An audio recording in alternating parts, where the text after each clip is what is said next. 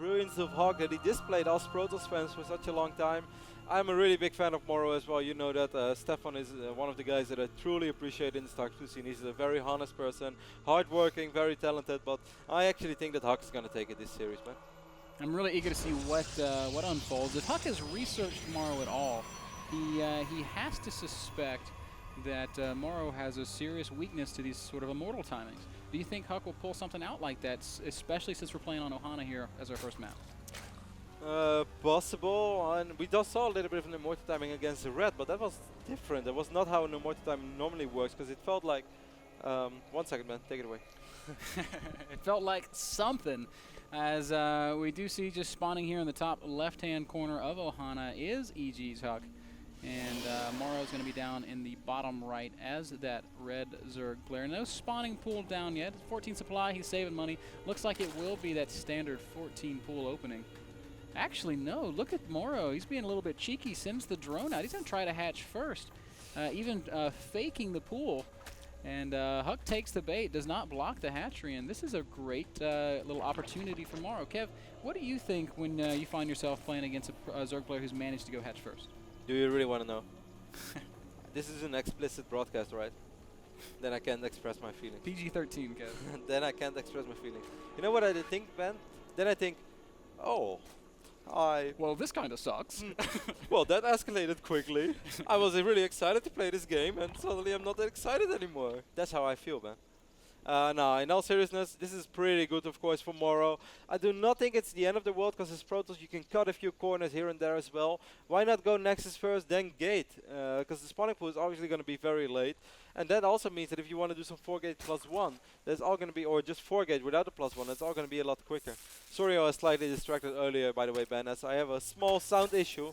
No, I only need my mouth to talk, but I do like to hear the game sounds as well. It's okay, Kev. The NASL sound guy is on the job. Oh, God. We do see Nexus Gate going down for Huck, just like you said. So that means no sound for me for the entire broadcast. And Ford's going to go down right behind it. Literally no telling what Huck is going to do from this position, but he is following, he is reacting to Morrow with about as economical of an opening as he can possibly get. Yeah, I think this is smart. This is how I would go with it as well, man. Morrow at the same time is looking like he's either chasing this probe or trying to get a third base down. Wouldn't surprise me in the slightest. That is, of course, the norm in the matchup. Still no gases for Morrow, which basically tells us that he's going to try to get a third somewhere.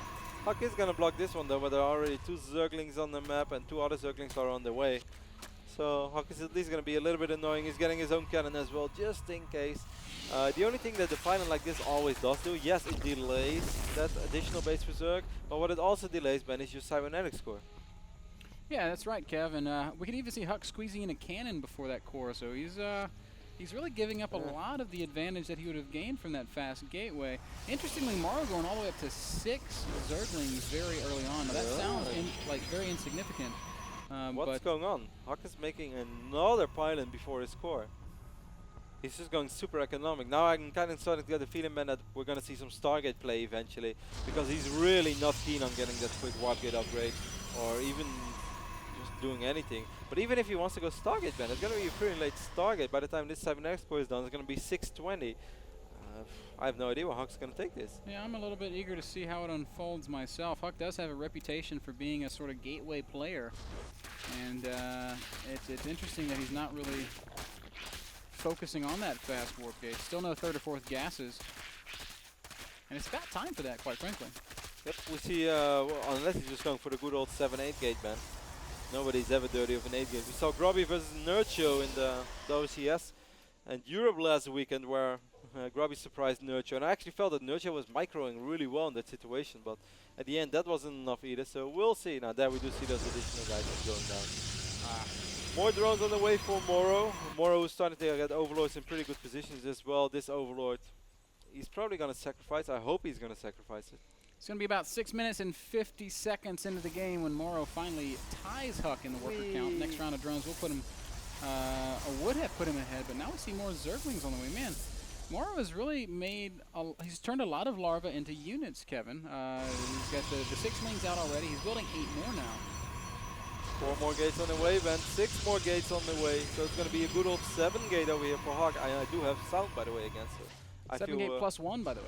I feel pretty comfortable. Yes, we did mention that before, didn't we? I'm pretty sure we did, man. Or you're gonna say we're dropping the ball on our viewers? I don't know, Kev. I don't know, man. Morrow is getting that layer going, though. And one thing that is oft overlooked these days when it comes to defending these kind of gateway timings is Burrow. Morrow should have access to that tech in a pretty quick amount of time here. But those gateways are just finishing up for Huck, and he does have a forward pylon. It's in the the fourth expansion of Morrow. It's the only pylon though, Ben, and I actually think that these links, yes, they are definitely going to spot it. This is really bad for Huck right now. He's going to be forced to bring an additional pylon, an additional probe.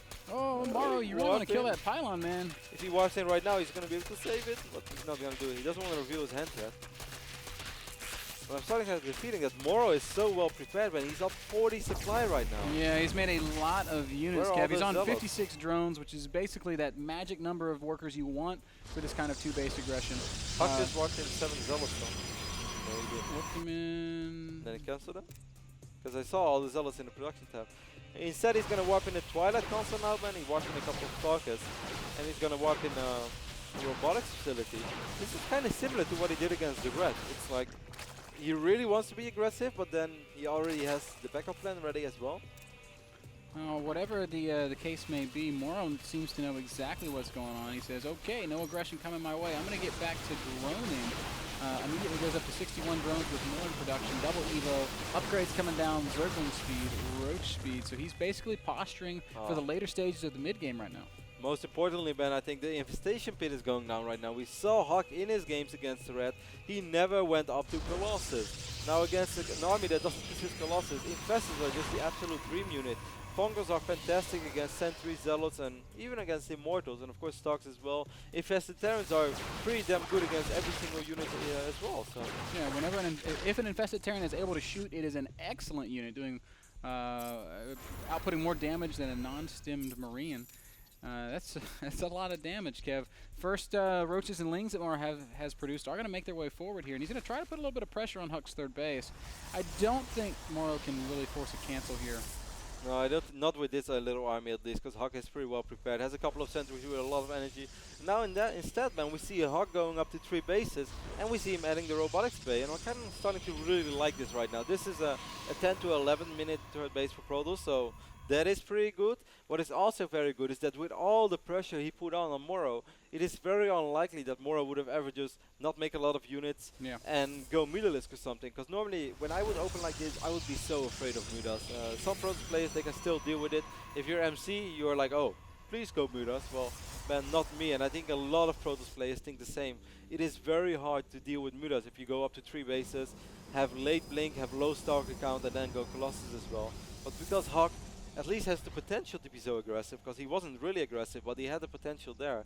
Morrow was never really able to go for Mutalisk, and this all looks pretty legit. I mean, Morrow was also never really able to get that super, like, godly economy. He is up to 74, 75, 78 runs now. But this is just now, so that work count's just now hitting that point. He did produce a lot of units through the mid-game because he was a little bit unsure of what Huck was throwing at him, and he just wanted to be safe.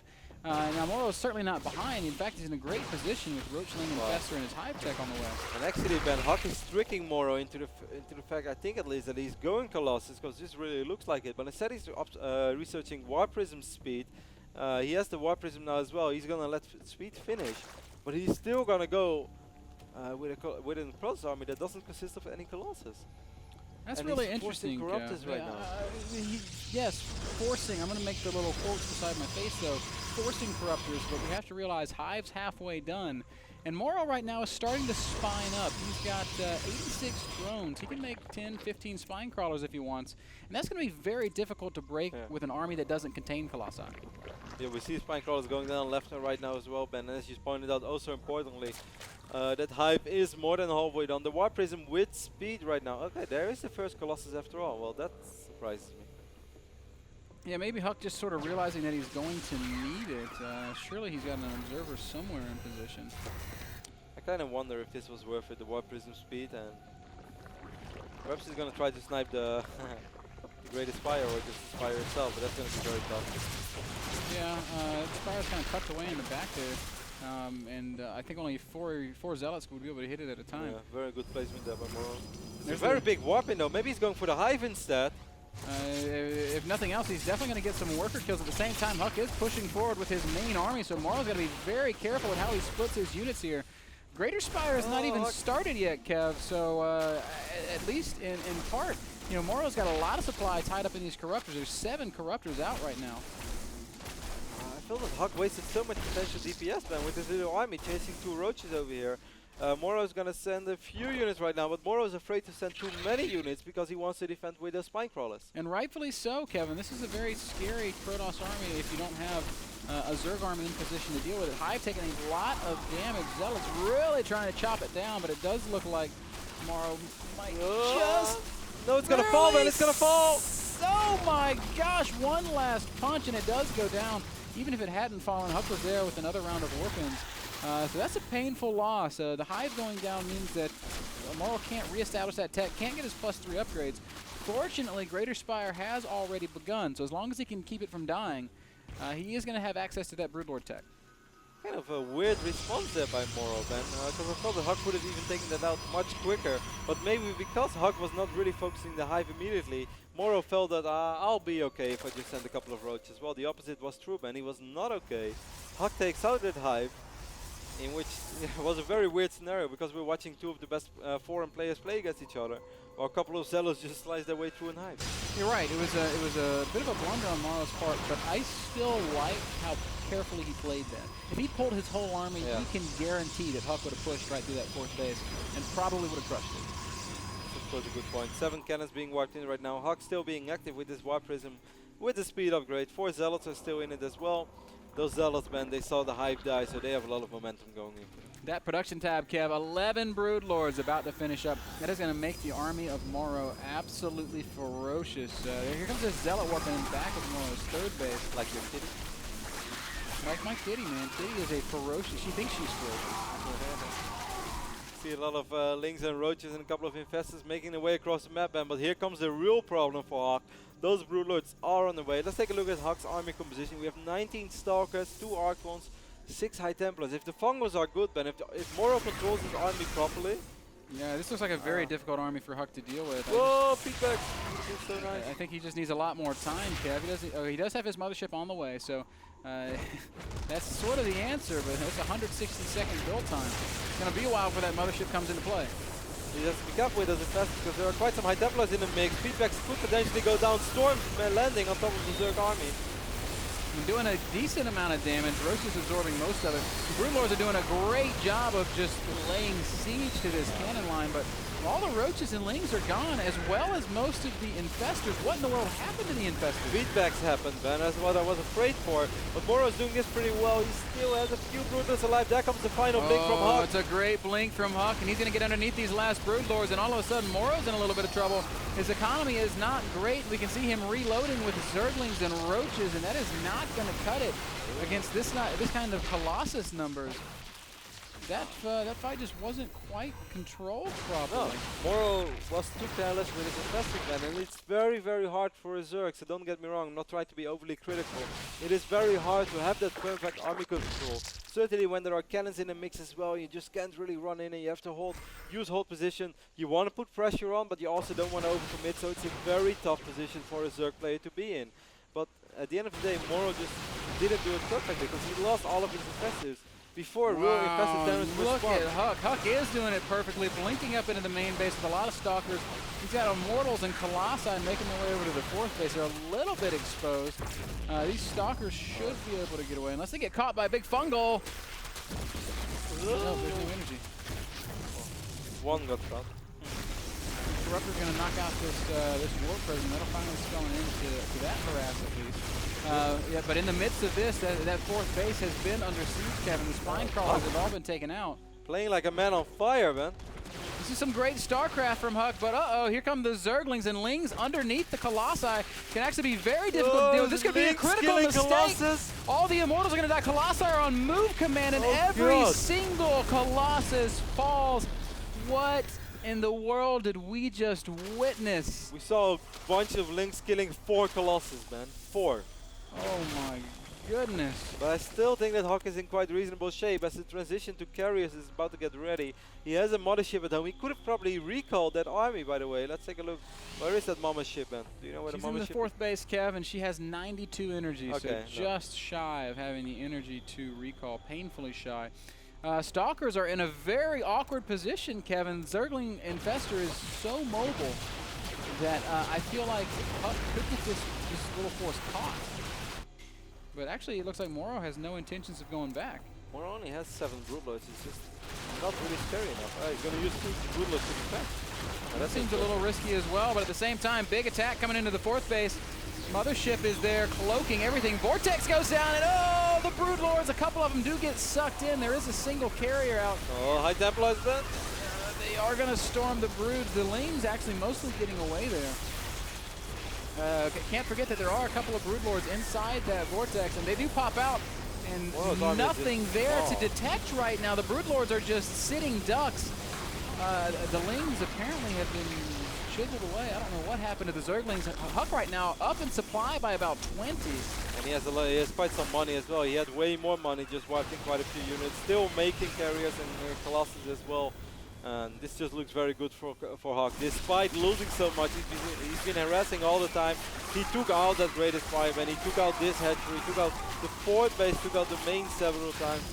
Huck, despite losing a lot of units carelessly from time to time, is also playing a fantastic game. Yeah, warping in more in the back of the 3rd base even, just relentless harass here from Huck. Double speed prism harass, which is kind of the way the metagame's going right now for super late game. He started with Grubby but Nurture as well in Cloud Kingdom, huh?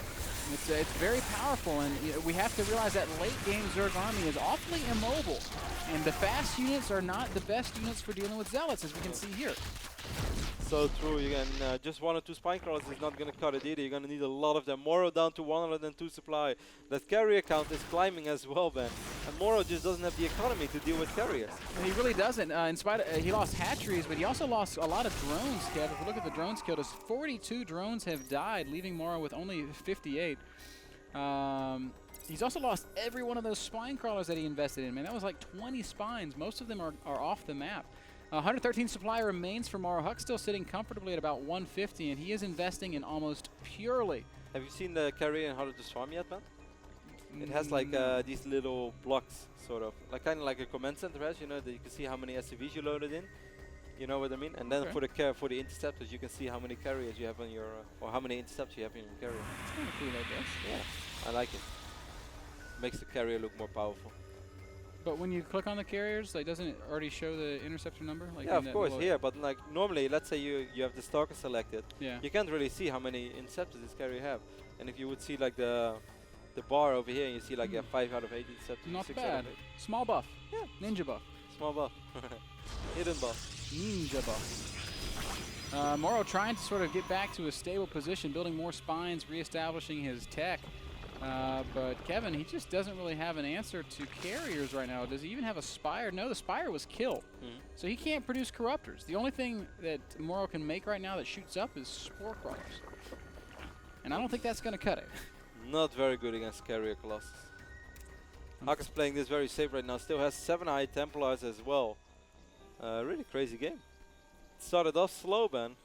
But then Huck just with a simple Warp Prism arrest, and perhaps that Speed Prism before Colossus was worth it after all. Yeah, I would say so, man. These prisms have been just invaluable, doing immense amounts of damage. Oh, careful! High Templar. He still baits the army, Kevin, and with Morrow chasing his prism around, Huck is able to get into a great position up in the natural. A couple of Archons took a wrong turn, man, but even they're going to be okay. Storm's going down on all those roaches now. Storm is not great against roaches, but it does help out a lot. As the carriers and the mothership is here as well. Morrow just doesn't have an answer to this super strong army from Huck. Despite not being 200 supply, this is a very powerful army with very good upgrades as well. Certainly when you consider that Zerg is down in supply, Morrow taps out GG, and Huck continues to play really good StarCraft. And man, I like what I saw from Huck in that game. That was not the Huck that we're used to seeing. That was not 5 gates with a ton of sentries pushing across the map at an awkward time. That I mean, was solid, safe macro play. I mean, the scary thing is, any pro player out there who's going to play against Hawk right now is worried. In the back of his mind, he's thinking, okay, we all know Hawk. We know that Hawk loves to be gateway heavy aggressive. If Hawk opens up with that many gateways, it is almost impossible not to make at least a certain amount of units in case he really does it. But what we've seen lately from Hawk is that Hawk still makes the gates, but doesn't overcommit with the units anymore. And if he sees an opening, if he thinks he can get away with it, He goes for it. He goes for it. But if not, he has a steady probe count. He just goes back, drops the Twilight, drops the Robo, goes on to get 3 bases. Really cool play out of Hawk. Certainly worth some more examination. Guys, game number 1 brought to you by Stamps.com. Please go to nasl.tv/p/stamps. That P stands for promotion, where you can get your promotional deals on some stamps. So if you're sending postage, if you're writing a letter to your little sweetheart on the other side of the country, does anybody do that anymore? Of course, Ben. The romantic people still do that. I send a letter each week with perfume, a rose leaf.